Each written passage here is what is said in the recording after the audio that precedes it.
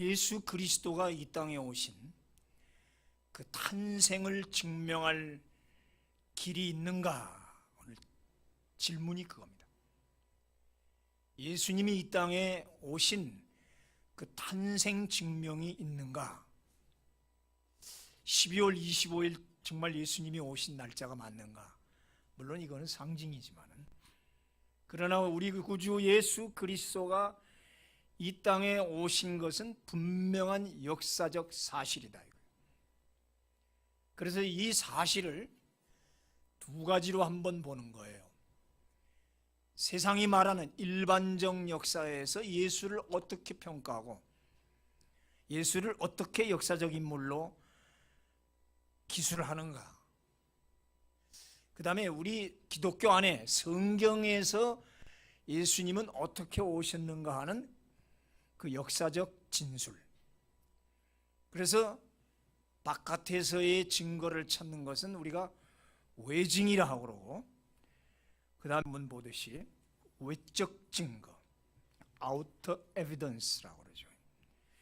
세상에서 말하는 예수, 우리 교회 기독교 안에서 성경에서 말하는 예수, 그 외증과 내증을 가지고 오늘은 뭐랄까 역사 공부한다고 그럴까요? 하나하나 증거를 이렇게 밝혀나가는 지금 그런 어떤 연구 스터디를 좀 하겠습니다. 그러니까 잘 이렇게 화면에 비치는 글을 보면서 우리 같이 연구해요. 먼저 세계 역사는 어떻게 예수를 말하는가? 로마 이야기입니다. 근데 오늘 그 누가복음 1장에도 보면은 그 모든 일을 근원부터 자세히 살핀 나도 그런 말이 나와요. 그러니까 누가복음이 누가가 썼는데 많은 사람들이 예수에 대해서 알고 체험하고 만나보고 같이 살아본 사람들이 각자 이렇게 기술들을 했어요. 책들을. 그건 이제 외경이라는 거예요. 그 다음에 이제 이 구술로 말로 전해주는 이야기들이 또 막 내려와요. 전설들이. 그래서 많은 그 고증들을 가지고 누가가 이제 하나하나 나도 살펴보겠다.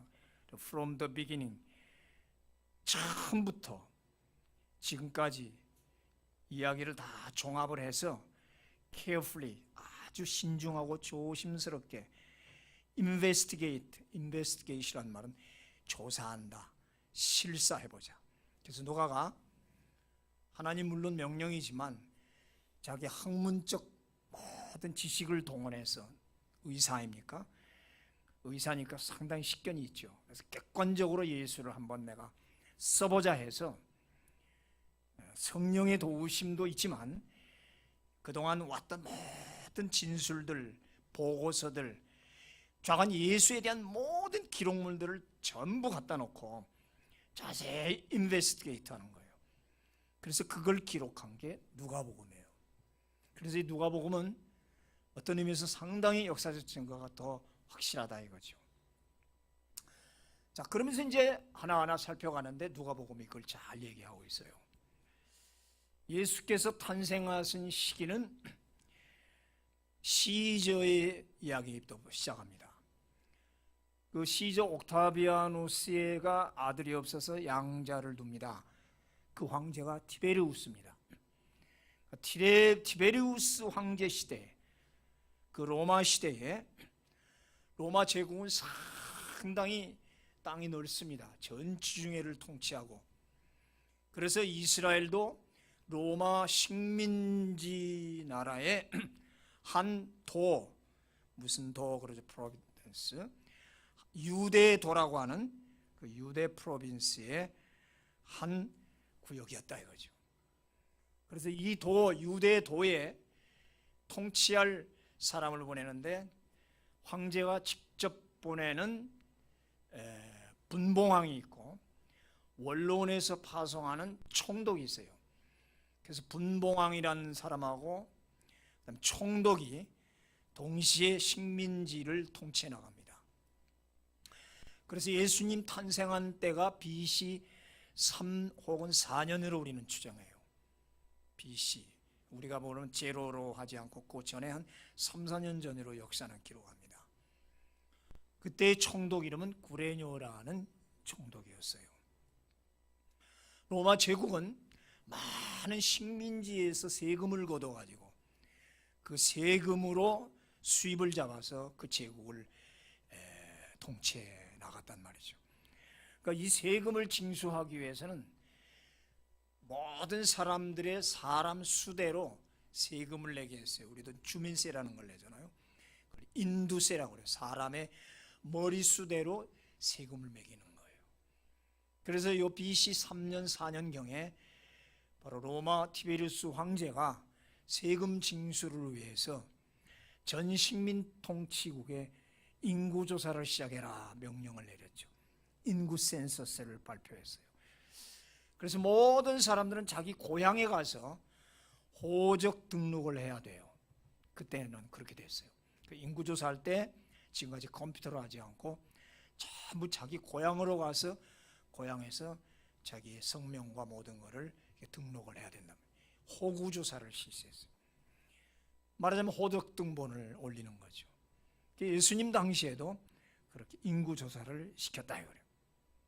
그때 나사렛에 사는 요셉이라는 사람과 마리아는 사람이 아기를 낳기 일보 직전인 잉태를 임신을 해서 그 호구조사 명령이 떨어지니까 노새에 마리아를 태워가지고 요셉이 그 먼 여행을 나사렛에서 지금 베들레헴이라는 자기 고향으로 여행을 간다 이거예요. 홀몸 아닌 무거운 몸을 가지고 지금 베들레헴으로 오지요. 그래서 출산한 날이 가까웠고 우리가 알다시피 여관방을 구하니까 늦게 도착해서 없어서 할 수 없이 마구간에 가서 아이를 낳을 수밖에 없었다. 그러니까 누가가 이렇게 자세하게 그 당시에 로마의 역사와 실제 역사를 이렇게 배경을 토대로 해서 기록을 해나간다. 다시 말해서 예수 그리스도의 탄생 역사는 꾸며낸 얘기가 아니다. 신화가 아니다. 신화가 아니라 역사적 사실이다. 그래서 그 말대로 내가 이 모든 예수에 관한 일들을 처음부터 자세히 조사를 해가지고 내가 지금 이 누가복음을 기록한다. 이렇게 1장에 나온단 말이에요. 이것이 바로 누가복음이 아주 역사적인 사건임을 잘 매해준다. 이렇게 우리 구주 예수 그리스도께서는 어느 모르는 남모르는 구석에서 몰래 태어난 분이 아니라 베들레헴이라는 땅, 거기 요한방에 많은 사람들이 있었고 만인이 보는 앞에서 탄생한 역사적 인물이다. 신화는 그렇지가 않아요. 불분명해요. 그 출처가. 그렇죠? 그래서 예수 그리스도는 이렇게 세계 역사, 로마 역사에도 기록되어 나온다. 그 다음 두 번째는 그 밖에 세상 증인들입니다. 말하자면 동방박사 혹은 들에 있던 목자들. 자, 아기 예수가 태어나자마자 천사들이 베들레헴 들판에 와서 마침 그 밤에 양을 지키던 목자들에게 나타납니다. 광채가 휘황찬란하게 목자들을 두루 비췄다고 그랬어요. 갑자기 캄캄한 밤에 하늘에 큰 별이 나타났고 그 다음에 광채가 비치니까 무서워했죠. 그때 천사가 그 목자들에게 하는 말씀, 시작. 천사가 이르되 무서워하지 말라. 온 백성에게 미칠 큰 기쁨의 좋은 소식을 너희에게 전하노라. 오늘 다윗의 동네에 너희를 위하여 구주가 나셨으니 곧 그리스도 주시니라 하고 메시지를 내리죠. 그 말을 듣고 너무 감격하고 막 겁도 나고 막 지금 마구간으로 그 별이 인도하는 대로 쫓아갑니다. 그거 달려가 보니까 이미 아이가 출산을 해서 구유통에 누워 있더라. 그래서 그 목자들은 엎드려 경배를 하고, 그리고 하나님의 탄생 소식은 이렇게 천민, 당시에 아주 천민이, 우리나라도 백정을 천민이라고 하는데 이스라엘에서는 목동들은 아예 천민으로 취급을 했어요. 하나님이 당신의 아들을 낳아놓고 그 아들 탄생 소식을 제일 먼저 누구에게 전했냐면 그 천민 목자들에게 보냈다는 거. 참 이건 참 의미가 심장하죠. 자, 그러고 나자 바로 이번에는 저 페르시아, 먼 페르시아의 동방 박사들이 들어오기 시작합니다. 아마 거리상으로는 이미 한 달 전이라고 생각합니다.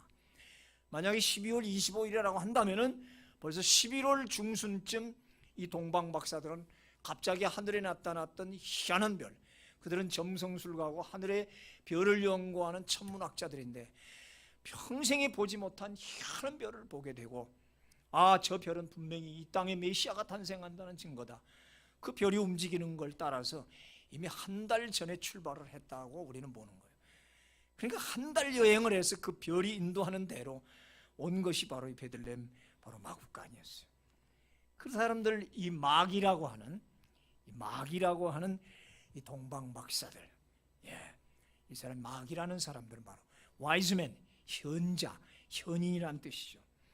그 현자들이 지금 여기 들어와서 아기 예수를 목격하게 됩니다. 자, 하나님은 당신의 아들을 이 땅에 탄생시켰다는 것을 역사적으로 사실화시키기 위해서 저 먼 한 달 동안을 걸어가야 될 페르시아의 그 천문학자들을 동원해서 예수 탄생을 증거하겠다. 이건 변함없는 사실이죠. 당대의 최고의 박사들을 통해서 예수 탄생을 증명하겠으니 더 이상 더 확실한 증명이 어디 있어요? 그러니까 우리 구주 예수 그리스도의 탄생은 어느 구석에서 남몰래 태어난 신화 얘기가 아니라 이런 역사적인 증명을 가지고 있다 이 말이에요.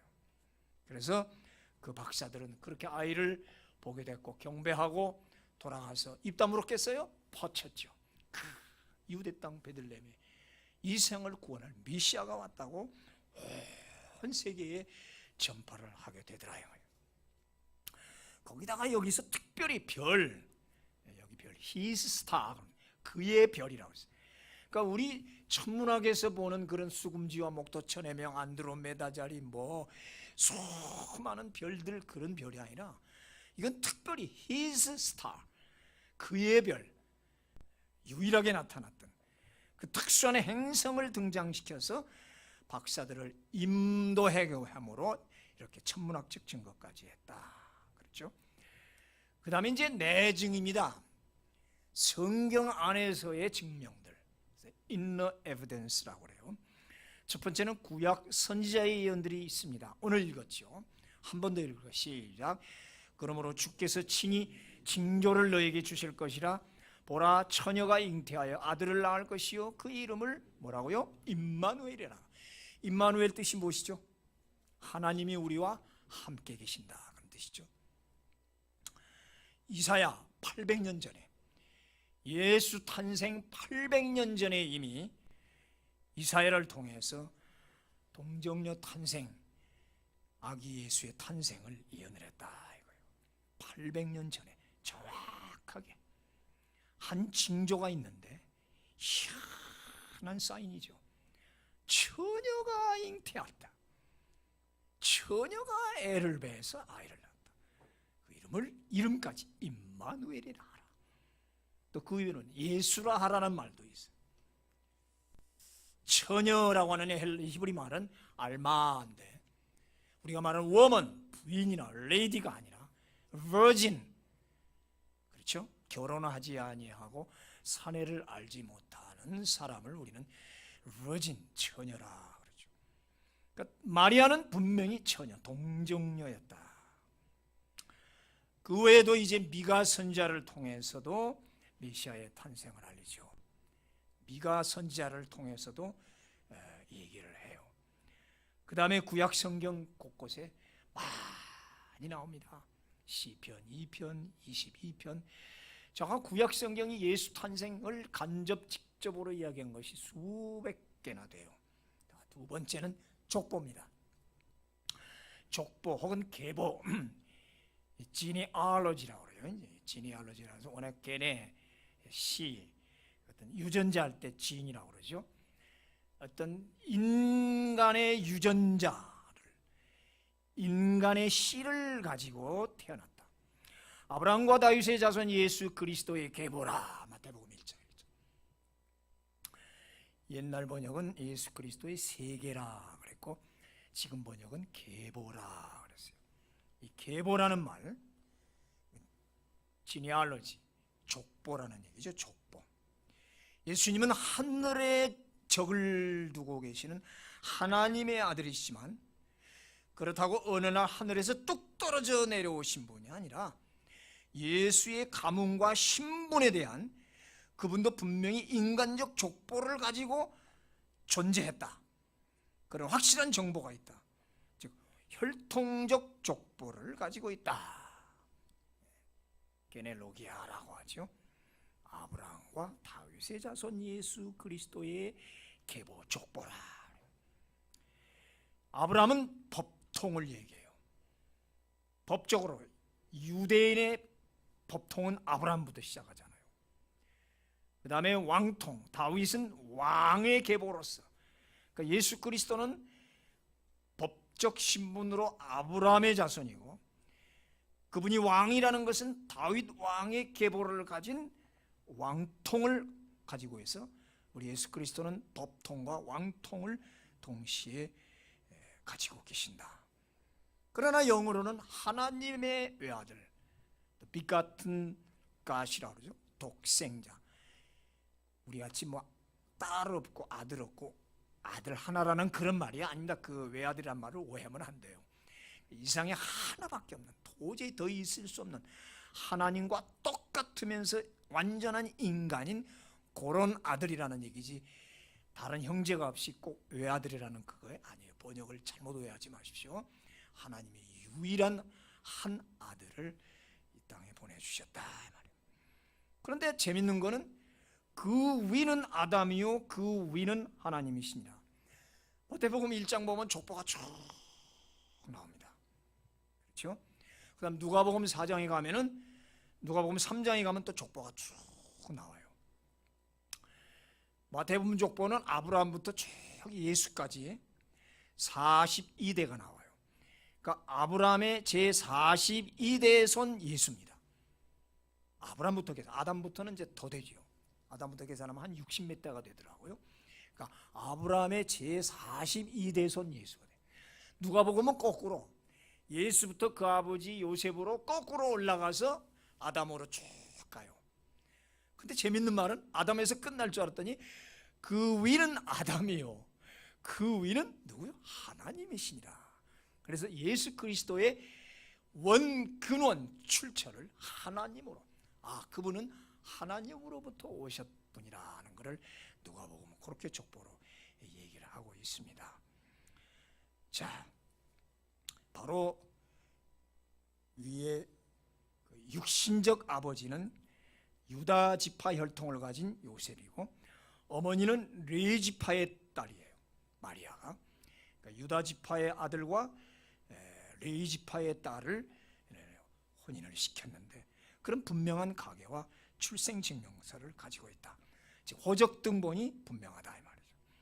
그리고 그의 아버지 직업은 목수였고, 예수 역시 목수의 직업을 계속 가지고 있었다 해서 직업까지 정확하게 밝혀지고 있다. 그리고 그 가문을 또 얘기할 때 예수의 동생들이 있어요. 말하자면 야고보가 있고 유다가 있고 여동생들도 있어요. 그랬어요. 이름은 없지만 이렇게 해서 예수의 가문의 동생들 이름까지 정확하게 기록하고 있다. 그렇지만 예수는 인간의 잉태 방법으로 태어나진 않았다. 우리 사람 남자와 여자가 만나서 쉽게 말하면 수정란이 돼서 아기로 나오는 그런 인간적 방법으로 태어나지 않았다. 어떻게? 성령으로 잉태되셨다. 이 부분만큼은 신비죠. 인카네이션이라고 하는, 인이란 말은 엔 어디 안으로 그런 헬라 말이고, 카네이션 할 때 카르나 하면은 육체라는 뜻입니다. 그러니까 하나님이 육체 안으로 들어오셨다 해서 인카네이션, 성육, 육신을 이루셨다. 육신을 이루셨다. 신비하죠. 이거는 인간의 논리로 도저히 해석할 수가 없어요. 그래서 이 성육신 신비는 그가 하나님으로서 이 세상에 오셔야 된다는 걸 잘 표현해줘. 그러니까 영이신 하나님이 육신의 몸을 입으려면 어떤 특수한 방법을 가져야 될 거예요. 영이신 하나님이, 쉽게 말하면 유전자를 갖지 않은 영이, 인간적인 정자를 갖지 않은 영이 하나님의 사람인 난자 속으로 어떻게 들어갈 수 있냐고요. 과학적으로 있을 수가 없죠. 그러니까 이건 특수한 방법일 수밖에 없다는 거죠. 이걸 어떻게 인간적인 논리, 과학으로 자꾸 풀려 한다는 자체가 어리석은 일이라는 거죠. 다시 말해서 이 구세주 메시아가 되려면 완전한 신이요 완전한 하나님이어야 된다. 그런데 이 인간은 죄 없는 무죄 인간이어야 된다, 이거죠.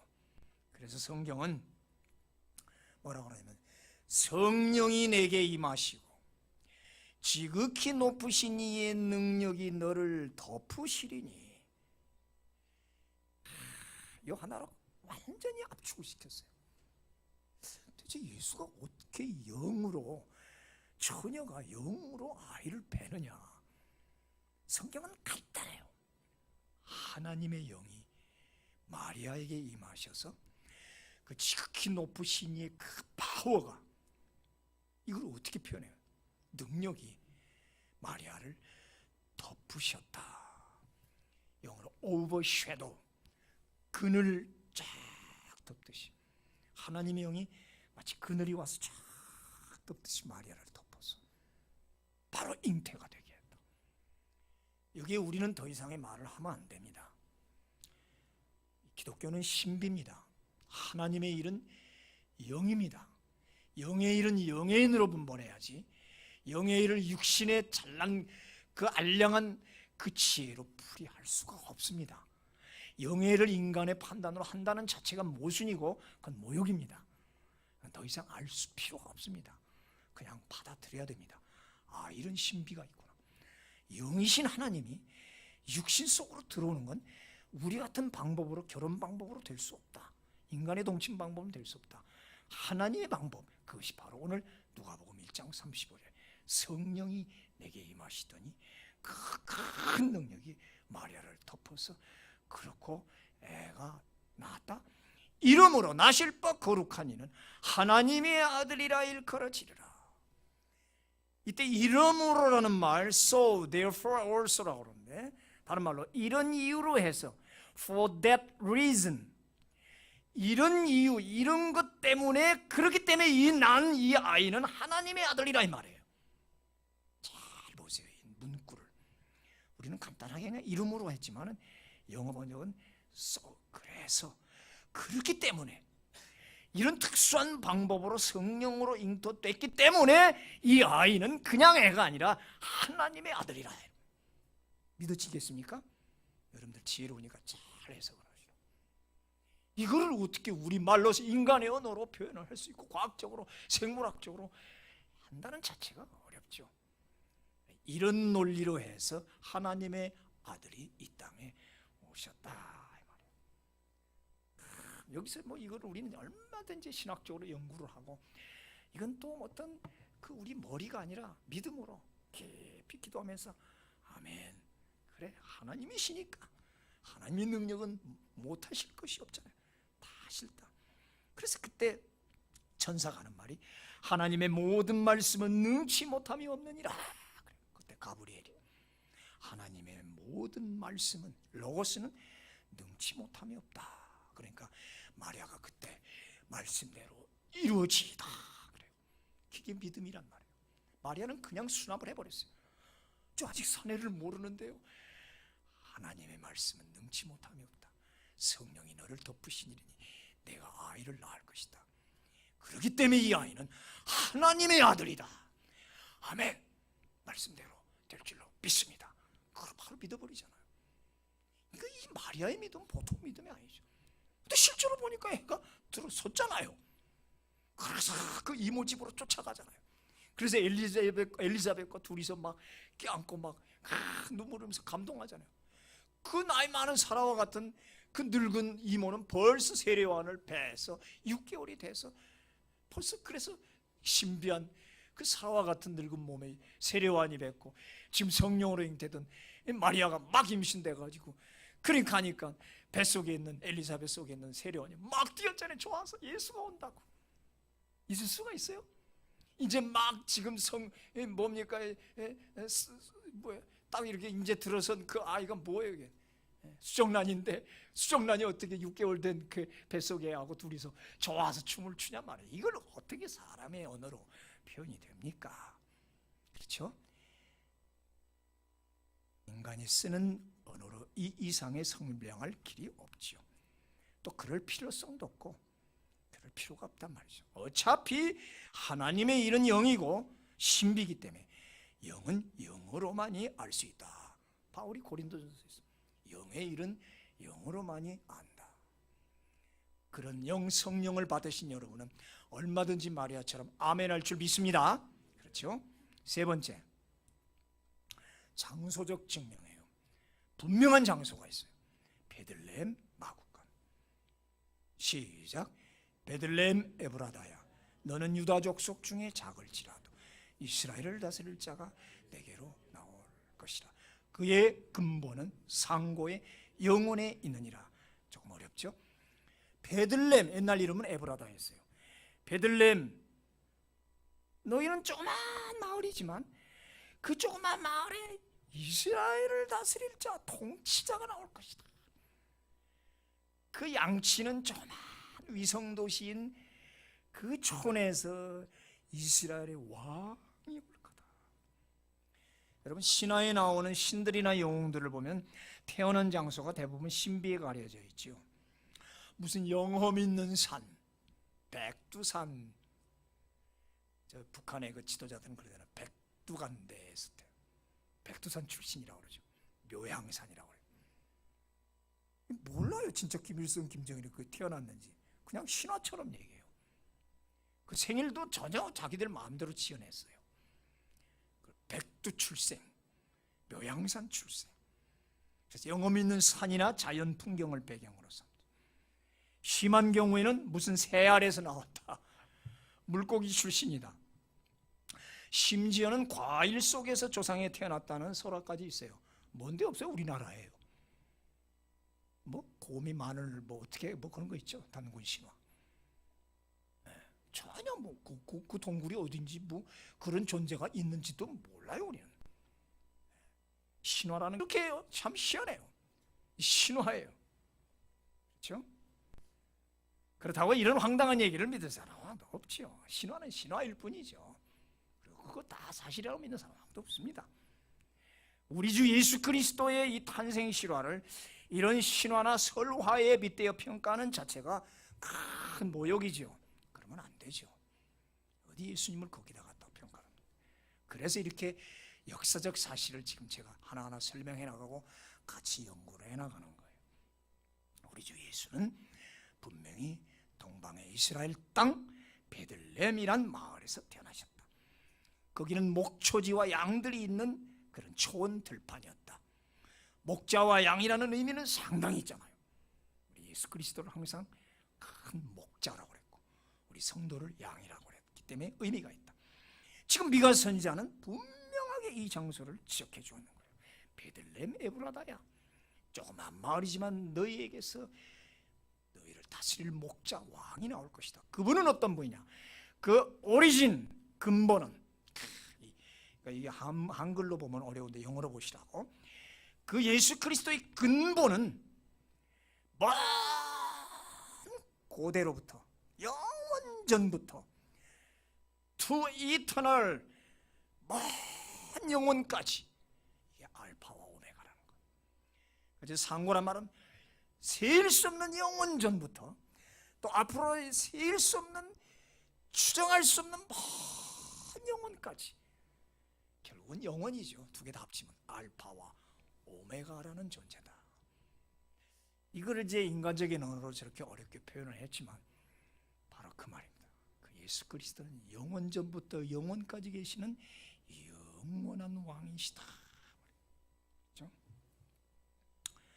베들레헴은 떡집이란 뜻이죠. 알다시피 생명의 떡 예수를 가리키죠.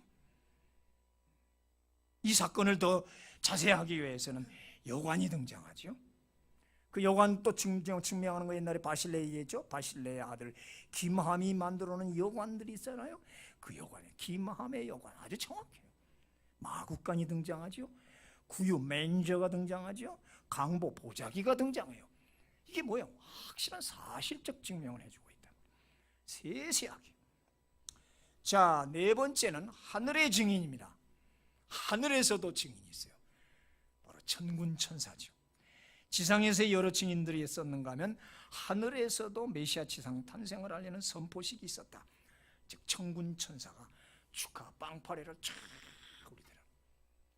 이번 송구영신 예배 때 지금 이스라엘에서 직수입한 양각 나팔을 불 거예요. 우리 기대하시라. 축하 빵파레를 쫙 양각 나팔을 부는 거예요. 하나님의 아들이 성육신하여 탄생하는 사실을 알리기 위해 하늘나라 모든 천군 천사들이 동원되어 이 탄생 메시지를 선포하고 웅장한 축하송을 부른다 이 말이에요. 이거는 지상에도 축복이지만 하늘나라에서도 이만큼 경사가 없죠. 하늘나라에서는 우리보다 어쩌면 더 경사죠. 하나님의 아들을 이 땅에 보내셔서 탄생을 시켰으니까. 시작. 지극히 높은 곳에서는 하나님께 영광이요 땅에서는 하나님이 기뻐하신 사람들 중에 평화로다. 영광과 평화.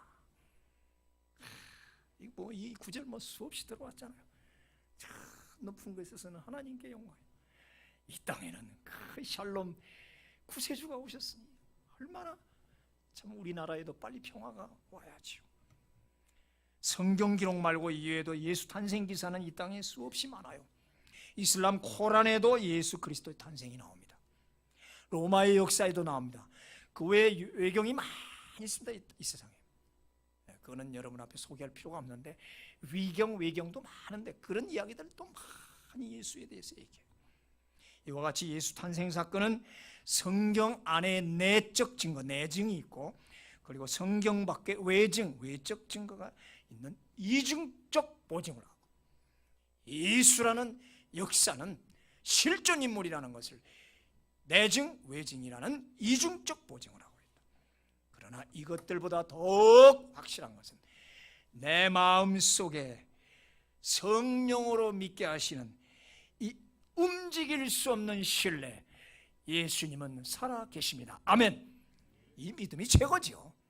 내증이 있건 외증이 있건 간에 하나님은 분명히 그 아들을 나를 위해 보내셨고 나는 그분 때문에 살았고 지금도 예수님은 나와 함께 하신다는 이 믿음같이 확실한 증거가 어디 있습니까? 할렐루야. 그렇죠? 믿거나 말거나 있거나 말거나 나는 믿는다. 자, 성탄절을 맞이하는 성도 여러분, 지금으로부터 2000년 전 하나님의 아들 예수 그리스도는 분명히 동정녀 마리아를 통해 베들레헴 땅에서 탄생하셨습니다.